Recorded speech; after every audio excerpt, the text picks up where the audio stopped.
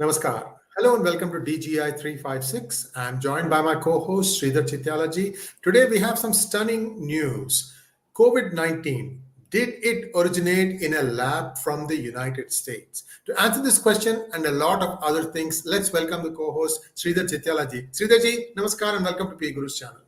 Namaskar and good morning to everybody. Yes, I think we kickstart with a sensational news, potentially a sensational news if the investigations prove conclusively that there was a possibility that this possibly leaked from a lab within the United States. Jeffrey Sachs, who's a well-known Nobel laureate economist, but also working on a number of natural environmental issues, has been heading a commission which has been looking at the causes. Intuitively, he has been going down the path that this just didn't happen as a result of natural cause, has clearly leaked from a lab. And some of the observations point to the fact it possibly also leaked not just in China, but also from one of the labs in United States. His investigation, his team's investigation, also reported in the medical journal, his team's investigation seems to indicate that the National Institute of Health and Sciences has not been very hospitable or very friendly in sharing some of the data which they have been asking for as it relates to especially the SARS-CoV-2 virus.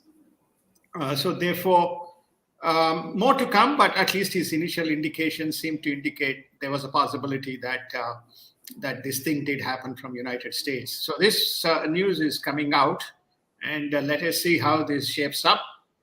There was, if you recall, even in DGI, we had talked about gain of research function, whether NIH and CDC were involved in funding some of these things, and whether some of the people had even funded the Wuhan lab, and whether there was even some connectivity into some of these biotech companies in the vaccine production. So there's a lot going on there, and I think we are beginning to see the snippets come out, Sriji.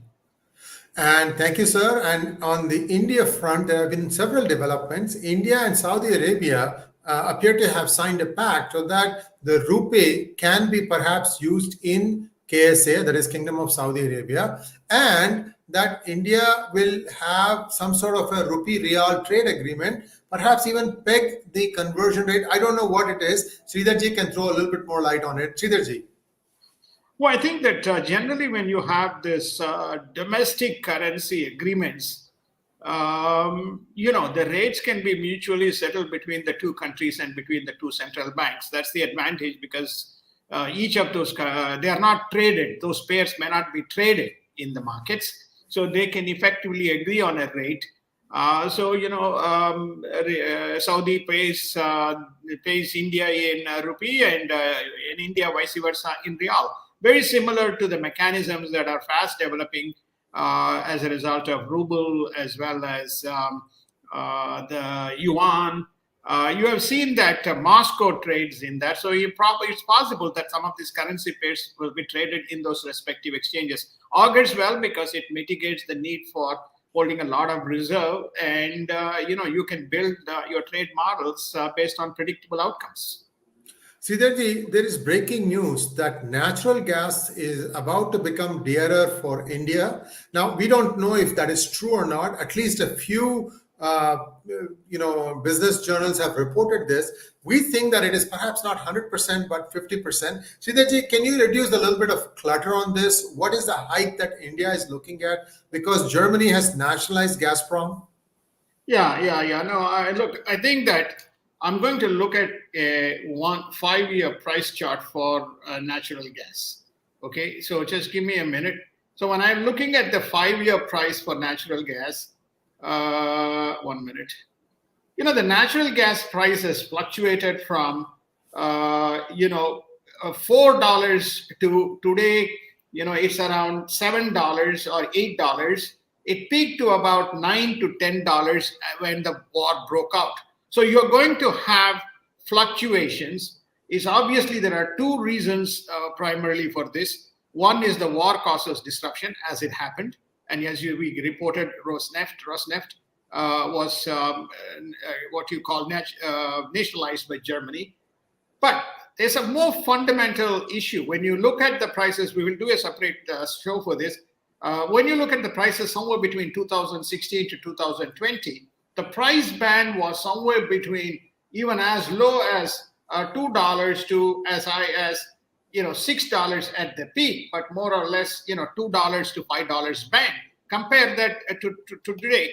Now, United States is one of the big culprits. Remember that they have cut down more gas fields. They have not renewed the gas fields. This is the Trump era between 2016 to 2020, when both natural gas and Brent crude was under the purvey for the purpose of trading with India from an Indian point of view. But there was supply and the prices fairly stabilized.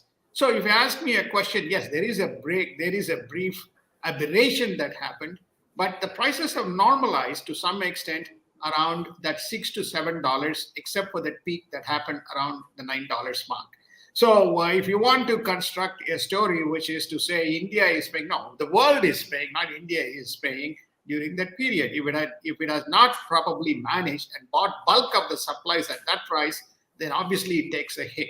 But we don't have the data to substantiate, but you can't use a price point to determine that India is disadvantaged. Let's take a look at West Asia, Sridharji, and looks like Israel is going to start pumping gas, even though it has not got an okay from Lebanon. What are the risks associated with this? Does it already have an undersea gas pipeline? Remember, we talked about this, sir, a long time ago. In fact, we were one of the first ones to say that Israel is going to be working on this, got a huge reserve of natural gas. We said all these things. In fact, there was an agreement with Turkey also, if I remember. Kind of walk us through what is happening, sir. Why is Lebanon's okay needed? And Israel says we will still proceed ahead even if they say no. Well, this is in actually Israeli territory. Lebanon has contested.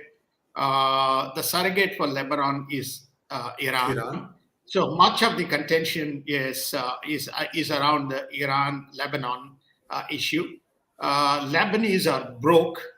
They need badly gas or gasoline, which Iran is supplying to Lebanon to keep its cars and other vehicles on road. So this is where the contention is coming from. So basically, Israel has stated, thanks, good luck, bad luck, we're moving forward. And Israel's natural gas production has exceeded year over year by more than 25%. It is ready to fill the needs of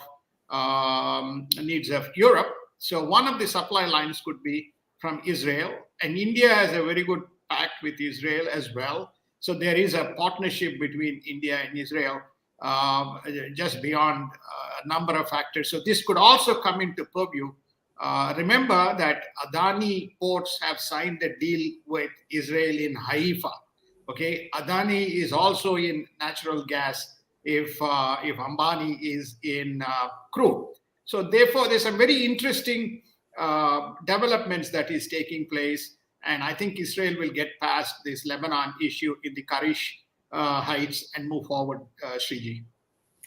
Thank you very much, Sridharji. And viewers, a request to like, share, and subscribe to our channel. And also, please click on the bell button for notifications. We do a lot of research. It takes us hours to put together this 8 to 10 minute segment. And we would appreciate it very much if you could show us your appreciation by clicking on the super thanks button with a donation. Thank you very much, Sridharji. We'll be back again bright and early for some, evening for some others at 5:30 p.m. Namaskar.